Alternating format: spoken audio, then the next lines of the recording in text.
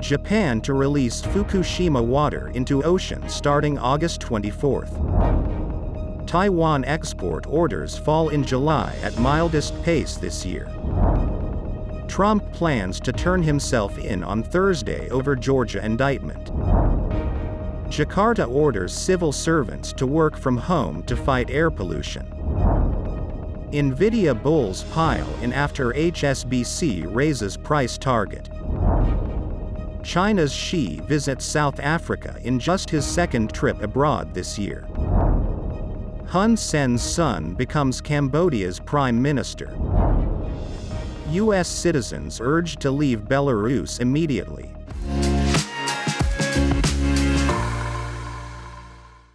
Hello, I'm Wade Lee. Thank you for joining us on Funday News. It is Wednesday, August 23rd, and here are your top stories.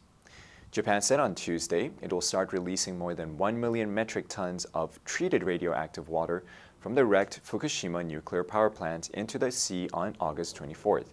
Prime Minister Fumio Kishida said, "I expect the water release to start on August 24th, weather conditions permitting." Tokyo Electric Power Company said the water will initially be released in smaller portions and with extra checks, with the first discharge totaling 7,800 cubic meters over about 17 days starting Thursday.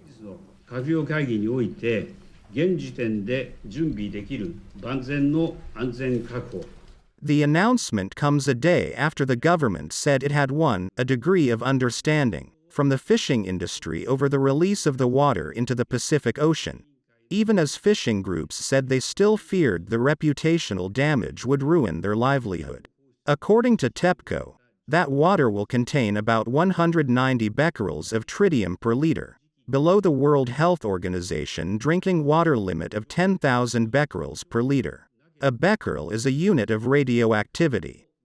Taiwan's export orders declined for an 11th straight month, but at the mildest pace since October, indicating the worst of the global slump in consumer demands may be over as the technology industry gear up for its peak season.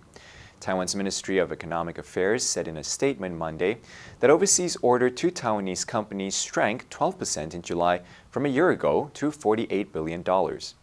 According to a Bloomberg survey, that was better than the 15.5% decline economists had expected. Taiwan's export orders have fallen once again. International demand for technology products, including semiconductors, started plunging in September but intensified over the first half of this year.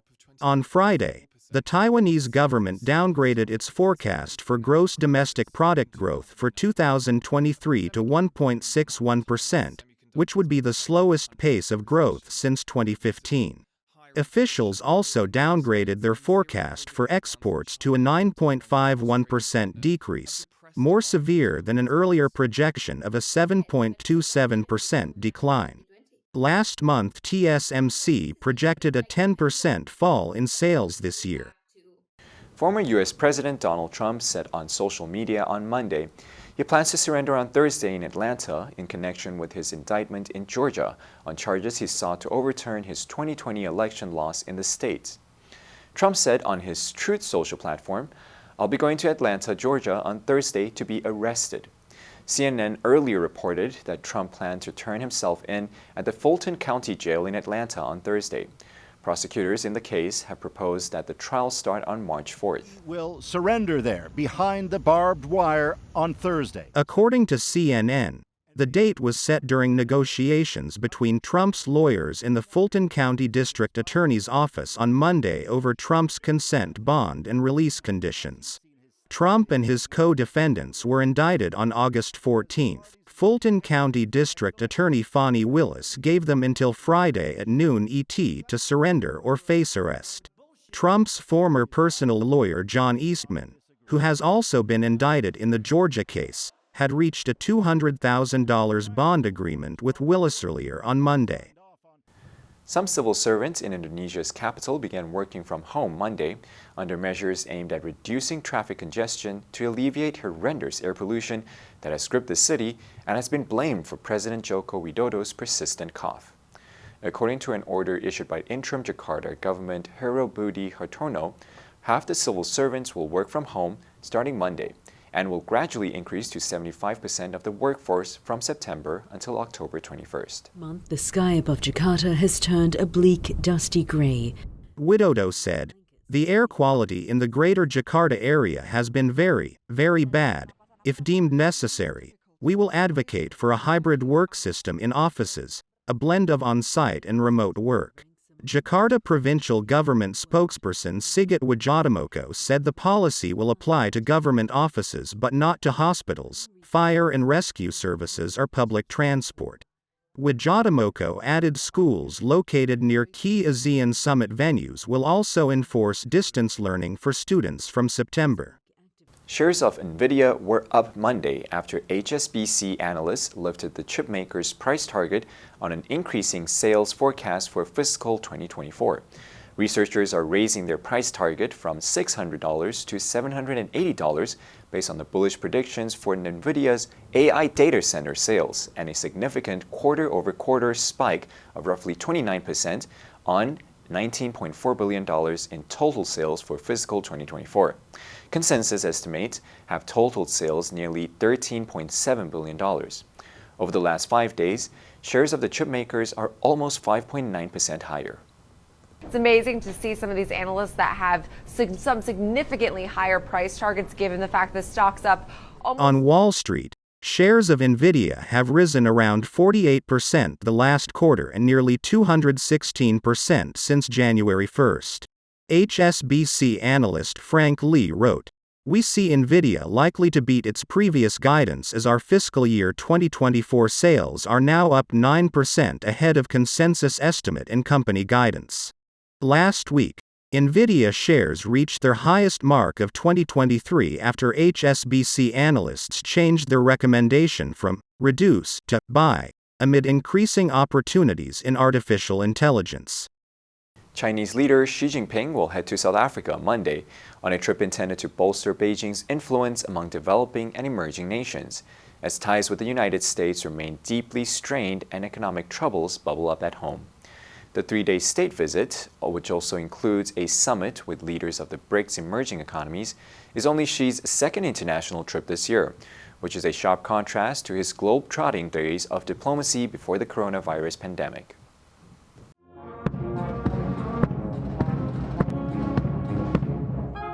The visit is Xi's first trip to Africa in 5 years. His last journey to the continent, which was also for the BRICS summit in South Africa in 2018, included a whirlwind of visits to Senegal, Rwanda and Mauritius, spanning almost every corner of sub-Saharan Africa. This time around, Beijing has not announced any other stops for Xi.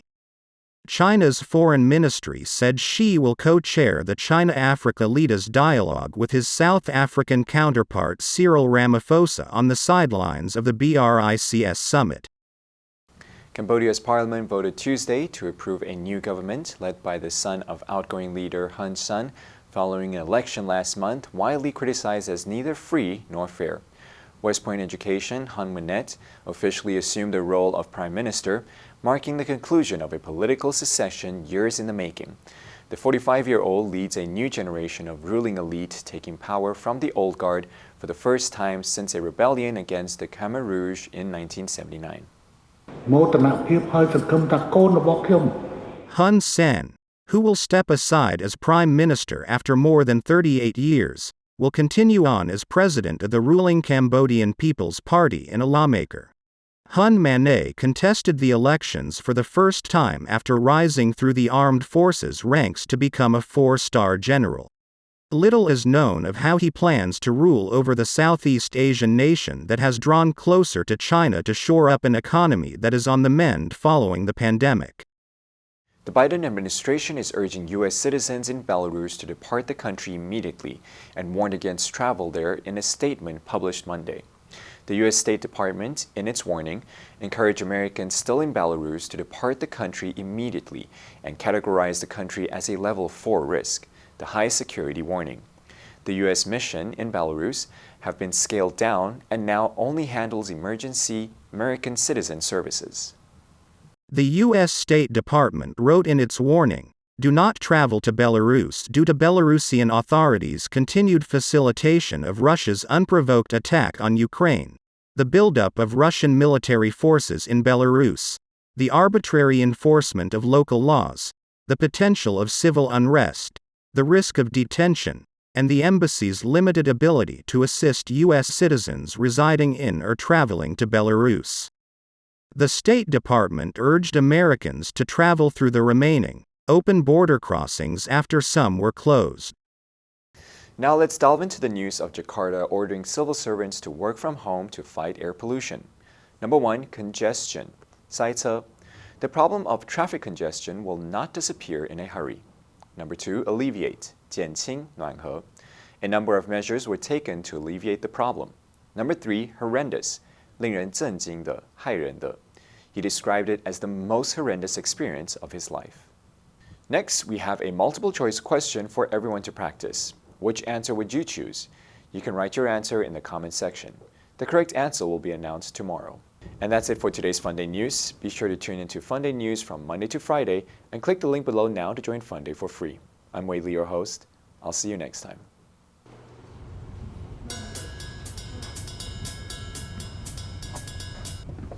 不好意思，那边坐。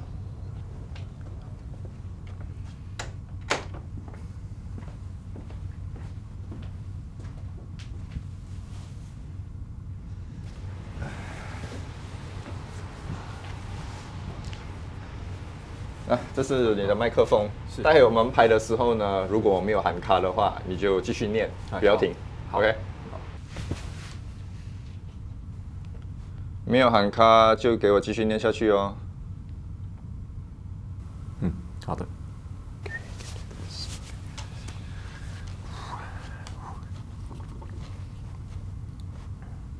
Hello, I'm Wade Lee. Thank you for joining us on Funday News. It is December 13th, and here are your top stories.